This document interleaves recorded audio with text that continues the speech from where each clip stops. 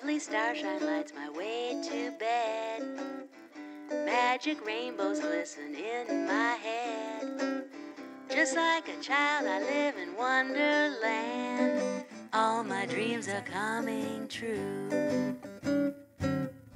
Heavy shackles used to hold me and down. welcome to Handmade by Ditsy Tulip. I'm Mel and thank you for stopping by. In today's video I'm just going to share with you some more details about the lovely silk Nina Lee Bloomsbury blouse that I've made recently.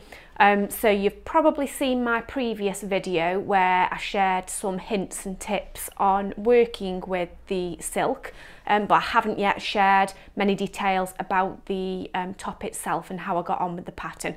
So that's what I'm going to share in this video. There's one thing I do want to share with you in case there's nobody else who's aware of it. So you will have seen on some previous videos that I used to record my videos on a DSLR camera, but then I was having problems with it not focusing right and things, and I had a new phone, so now I've been using my phone to film the videos. But I want to use the rear camera, not the front camera, because you get a better quality. But then of course you can't see yourself on the screen, so you don't know if you're in frame or anything like that. And I've been doing all sorts of things like putting a mirror behind the phone so I can see it, and all sorts of weird and wonderful things. And nothing worked brilliantly. And then I've discovered, I've had an Apple Watch for about 3 years now, and I've discovered that you can play on your watch. You can like link your phone to your watch so you can actually see what you're recording or what you're taking a photo of, so you can check that you're in frame and things like that. So yeah, here it is on my wrist. It's been there all along. So yeah, I just thought I'd share that in case you are looking at making videos, or you've got a channel yourself and it's something that you weren't aware of. And if you see me looking down at my watch like that, I'm just checking you can still see me. Okay, so back to the video. So this is the lovely Nina Lee Bloomsbury blouse made from absolutely gorgeous silk that's from Minerva Crafts, and the silk is super quality. It's from an ex-Armani range, so you can just imagine what the quality is like. Of course I'll bring the top in and show you in a little bit closer detail in a second. I actually found the silk much easier to work with than what I thought, so make sure you do check out the previous video if you've not seen that already, where I share some hints and tips on how I cut out the silk and how I sewed it. But let me show you the top itself. So you can see how much you can see on screen. There's a couple of different versions of this blouse that you can make. It's always the same basic shape, but then you've got a large ruffle, which is what I've made here, or there is a version where you've got a smaller ruffle. It's obviously got the high neck. That is one of the key features of this blouse, and you can choose to add a ruffle or not, and I have added a ruffle. And then with the sleeves, you can choose to either leave them like I have here or add a ruffle. I actually wanted to add a ruffle, but I didn't have enough fabric left over, so I had to leave the sleeves as they are. And all in all, I really love this blouse. I will insert some photos as I go. I think it's a really pretty classic style that goes with anything. You can really dress it up or you can really dress it down. And the instructions were easy to follow. The only thing that it didn't include in the instructions, which I got a bit of guidance on from my fellow sewers on Instagram, is which way to press the seam when I'd attached the yoke to the blouse, with obviously the ruffle in the middle. And actually I did like a survey on Instagram and asked people to vote on whether I should press it up or down, and it wasn't far off 50-50, so I don't think it's as cut and dry as there's a rule. So I actually tried it both ways, and it turned out it pressed much better. Sorry, it worked much better when I pressed the seam allowance up, away from the, up towards the collar, away from the gather. And a couple of people did comment saying that wherever you've got a seam that's on a gather, it's always best to press the seam away from the gathers so you don't have too much bulk. But that was the only thing that wasn't in the instructions. The fit of it is lovely. The only thing I think with because I've obviously got quite a small frame, I'm not sure if the large ruffle in the shoulder areas is a bit too much and it makes me look a little bit too shouldery. I thought it made me look like I've got a little head in comparison to my shoulders, but let me know what you think. But one thing that I did do to help with that is I've just put a tiny tacking stitch on the shoulder there and attached it to the sleeve just so that it keeps it pulled down slightly on the shoulders, because otherwise previously the ruffles were kind of sticking out on the shoulders there. When I've looked back at the pictures, I think I need to adjust ever so slightly where I've put the tack, because it's pulling the shoulder forward ever so slightly on one side and resulting in a bit of a crease. So I will just unpick that tack and adjust it.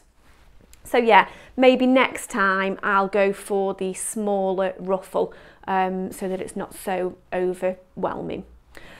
The back of the blouse, it's a button-up blouse, so you've got buttons on this part and you kind of reinforce it with interfacing. So then you attach buttons there down, and then you have a button on the back of the neck. Yeah, you have a button on the back of the neck, but I found that I was getting gaping then in this area here because there are no buttons or no fastenings on that area, which I thought was a bit bizarre. So what I have done is added one button. Well, actually I've used snaps, I haven't used buttons. I've added one in the centre there, but you can see it's still a bit gapey, so I may need to add another couple. And maybe it's because I've used silk. Maybe if I use something like a cotton lawn or a linen, because it's heavier fabric, you wouldn't get that gaping. But I did need to add something there, else it did gape open at the back. So that is really the only things I would say that I had issues with on the pattern. So maybe going for the smaller frill next time so it's not so overwhelming, and to sort out this back area with some sort of fastening. Because the issue that I'd got, because you only interface this section here, you don't interface this top section. So I am running the risk of it kind of tearing the fabric. So I did, obviously you can't see it from the outside, but you can see it from the inside. Let me just show you. I did have to add a little square of interfacing to make sure that I'm not pulling the ripping the fabric when I'm opening the press studs. I will tidy that up a little bit. I'll trim it down. It doesn't need to be as big as it is, but I just wanted to show you what I'd done to reinforce it. But you can't see it from the outside anyway.